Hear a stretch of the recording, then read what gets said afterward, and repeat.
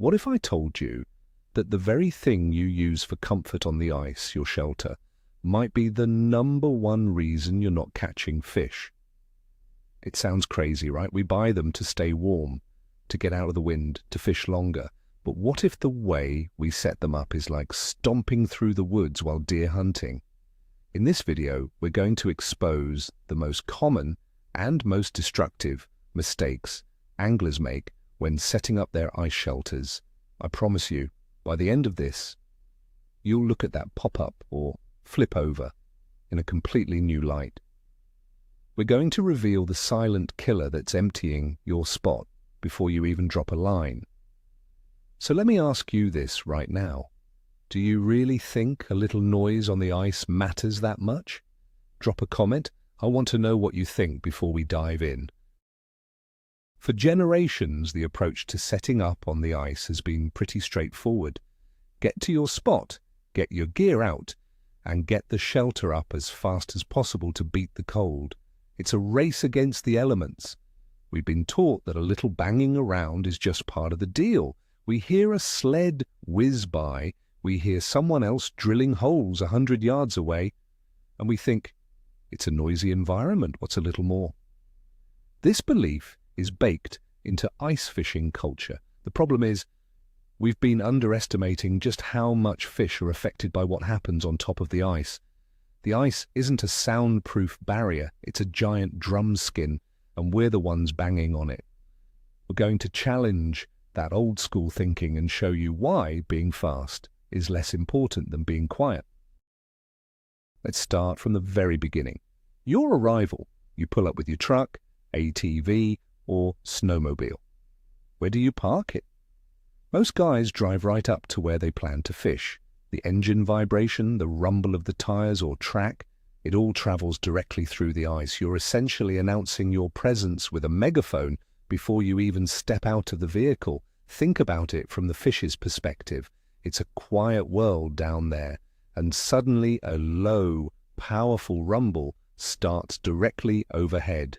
That's a predator signal. It puts every fish in the area on high alert.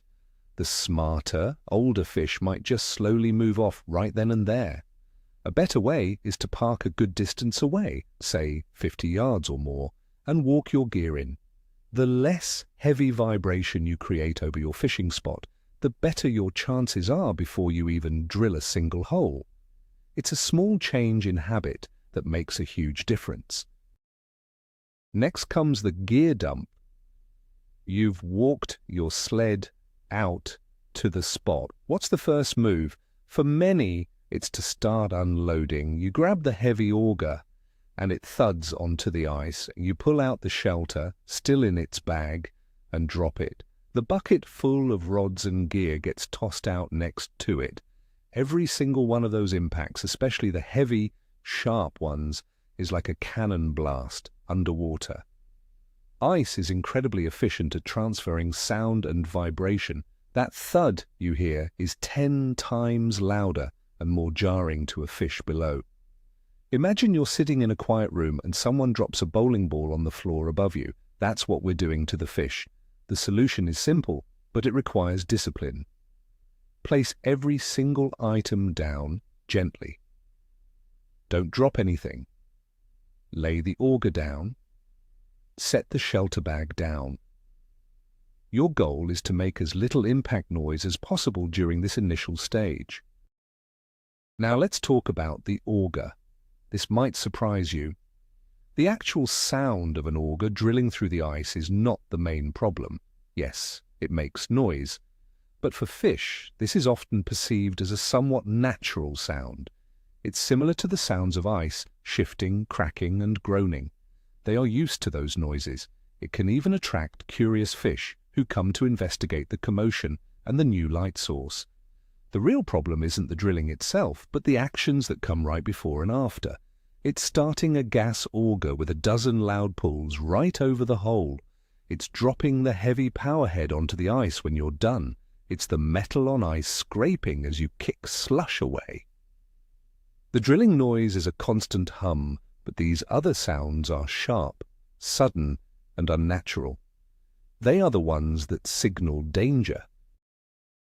So, worry less about the sound of the blades cutting and more about every other noise you make with that heavy piece of equipment. Here is the biggest villain of a stealthy setup, the ice anchors. Specifically the sound of drilling them in with a power drill. That high-pitched, whining, vibrating screech is absolutely terrible for spooking fish. It's a frequency that cuts right through the water. If the thud of dropping gear is a cannon, this is like a fire alarm going off in their living room. Think about the physics of it. You're taking a metal screw and vibrating it at thousands of RPMs directly into the ice. That vibration is transferred with almost perfect efficiency straight down.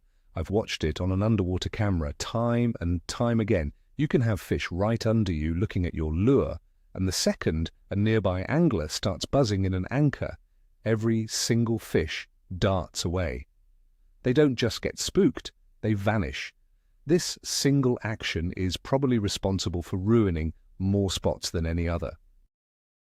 So, how do we solve the anchor problem? You need your shelter to be secure, but you can't blast the fish out of the county while doing it. There are two much quieter methods. The first, and best, is to use your auger to your advantage. Before you set up the shelter, drill shallow, partial pilot holes where you plan to put your anchors. Just an inch or two deep is plenty. This allows you to get the anchor started by hand easily. You can then screw them in by hand the rest of the way. There's no power drill, no high-frequency screech. Second method is to use the slush. After drilling your main fishing holes, pack the wet, heavy slush around the skirt of your shelter. Once that freezes, it's like concrete.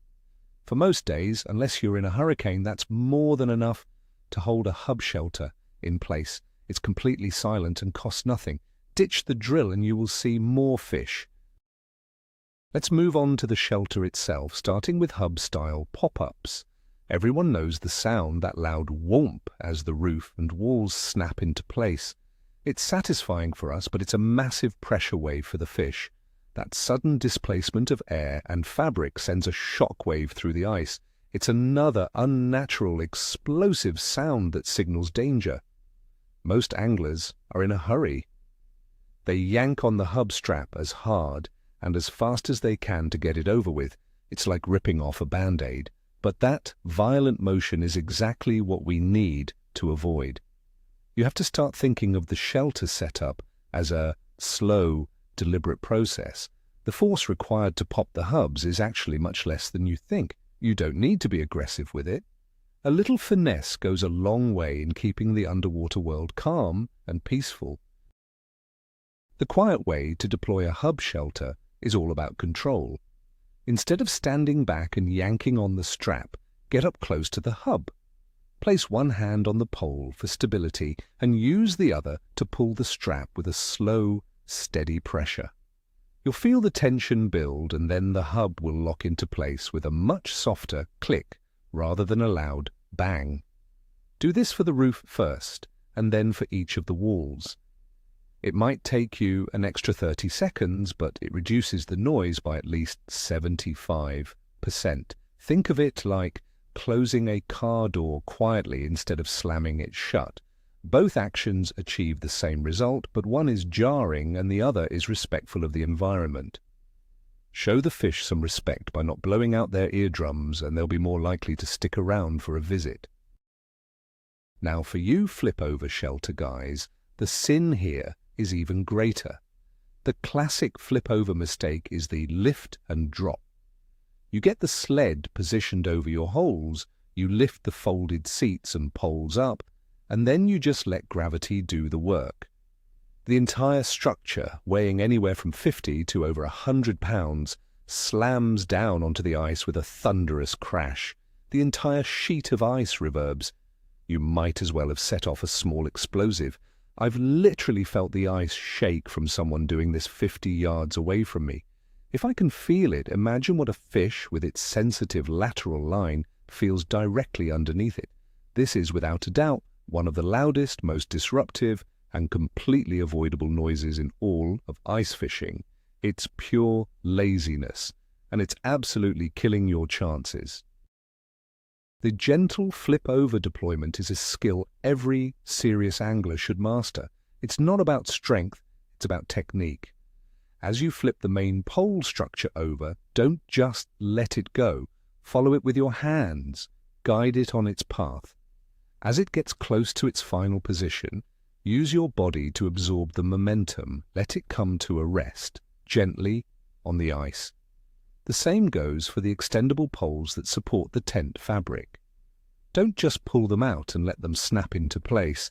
Guide them out and listen for the quiet click of the locking pin. The goal is for the entire process to be almost silent. Your fishing buddy next to you shouldn't even hear it happen. It turns a violent crash into a soft whisper.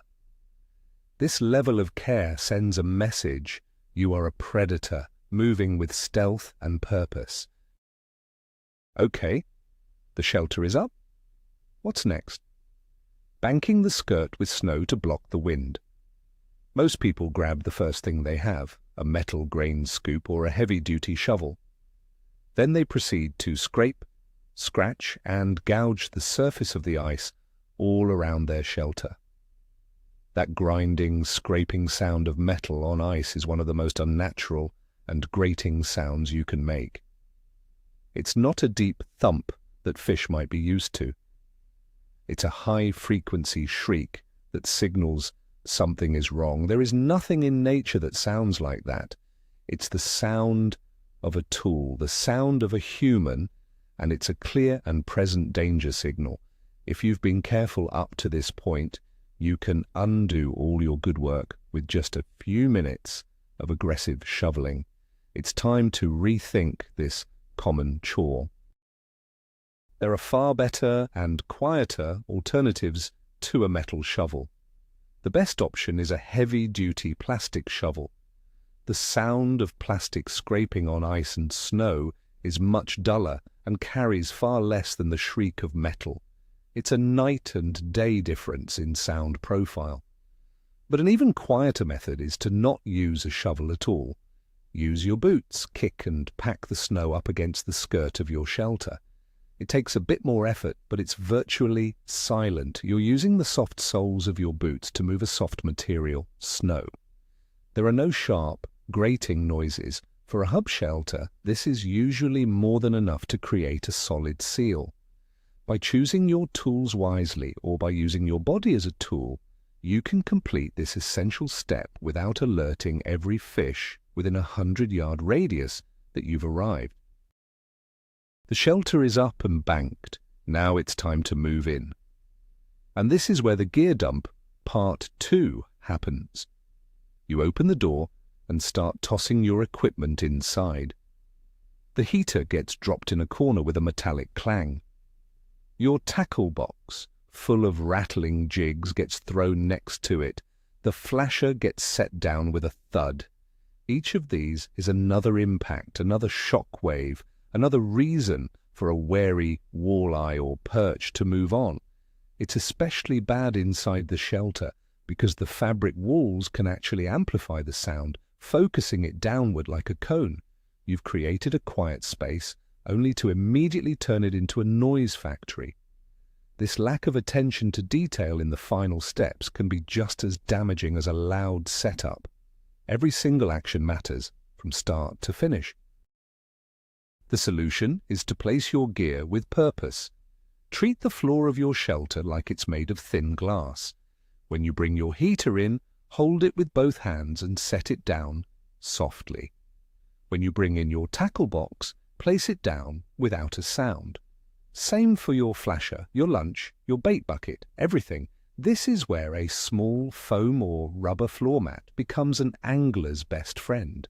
Placing a mat down first gives you a sound-dampening surface to put your gear on. It insulates you from the cold and it absorbs the sound of any accidental drops or scrapes. Think of yourself as a surgeon arranging your tools. Every movement is precise, slow, and quiet. This mindset shift from camper to hunter is what separates the consistently successful anglers from the ones who just get lucky. Here's a small detail that makes a huge noise: your chair. You finally get everything set up and you sit down to start fishing. You slide your chair with its metal legs a few inches to get a better view of your flasher. The result is a horrendous scraping or screeching sound that echoes through the ice. It's just like the metal shovel, a sharp, high-frequency, unnatural noise that is pure poison for a stealthy approach. You do it without thinking, you get a tangle, you stand up, your chair scrapes, you move to grab a different rod, your chair scrapes again. This can happen a dozen times throughout the day, and each time it's another little alarm bell telling the fish that something is not right up there. It's a subtle but constant source of fish-spooking noise that most people completely overlook. Silencing your seat is one of the easiest fixes. As we mentioned before, a foam floor mat is the #1 solution. It provides a soft surface that completely eliminates the scraping sound of chair legs. A cheap interlocking gym mat or a simple yoga mat works perfectly. If you don't have a mat, another trick is to put rubber caps or even thick socks on the feet of your chair. Anything to create a buffer between the hard metal or plastic of the chair and the hard surface of the ice. Before you even sit down, take a second to think about where you want to be. Position your chair perfectly once, so you don't have to make a dozen noisy micro-adjustments later. It's about being proactive and thinking through your movements before you make them. A quiet chair leads to a more peaceful environment, both for you and the fish. It's critical to understand the domino effect of noise. It's not usually one single sound that ruins a spot. It's the accumulation of many sounds. The first loud noise, like dropping your auger, doesn't necessarily send every fish fleeing for the deep, but it puts them on high alert. They stop feeding, they become wary. Then comes the second noise, the shelter popping. Now they are actively looking for an escape route. Then the third noise, the anchor screeching. That's the final straw. They're gone. Each mistake you make stacks on top of the last, increasing the pressure on the fish till they can't take it anymore. A quiet angler who makes one accidental loud noise might be fine. An angler who is constantly making small noises is creating a zone of fear that fish will actively avoid for hours. Let's try a thought experiment. Put yourself in the fish's fins for a moment. Imagine you're a big wary walleye suspended a foot off the bottom in 20 feet of water. Your entire world is defined by vibration and sound. It's mostly quiet, with the occasional groan of the ice or the faint pulse of a baitfish's tail. Suddenly, from above, comes a series of concussions: boom, clang, thud. Then a high-pitched, terrifying screeching noise drills into your brain. A massive, dark shadow blots out the sky. More scraping, more clanging. What is your natural instinct? It's not to stick around and see what's for dinner. It's to get out of there, fast. You're going to retreat to deeper, safer water, and you're not coming back until that threat is long gone. That's what we are doing to them. We are the monster under the bed. Now, some of you might be thinking, oh, but I've always been noisy and I still catch fish. And you're right, you can. You can catch the young, dumb, aggressive fish that haven't learned to be cautious yet. But you're missing out on the bigger, older, smarter fish. Those are the ones that have survived by being wary. They don't tolerate mistakes. Another common argument is the wait time fallacy. Anglers will say, I just make all my noise at once, then I wait 20 or 30 minutes for the fish to calm down and come back. My question is, why spook them in the first place? Why start your fishing day by sending your quarry fleeing? It makes no sense. Instead of waiting for fish to hopefully return, why not be quiet from the start so they never even know you're there? That's how you catch them from the very first drop. To really drive this home, picture a live experiment. We've done this. We've had an underwater camera on a great spot with perch and walleye milling around. Everything is calm. Then, From 100 feet away, we have another angler start a typical, noisy setup. We're not even talking about right on top of the camera. The moment he drops his sled, you see the fish tense up. When he slams his flip over down, they scatter. They literally vanish from the screen in a fraction of a second. This is the undeniable proof. The sounds we make travel a very, very long way through the ice and water. Your actions don't just affect the water directly below you, they affect a huge radius around you.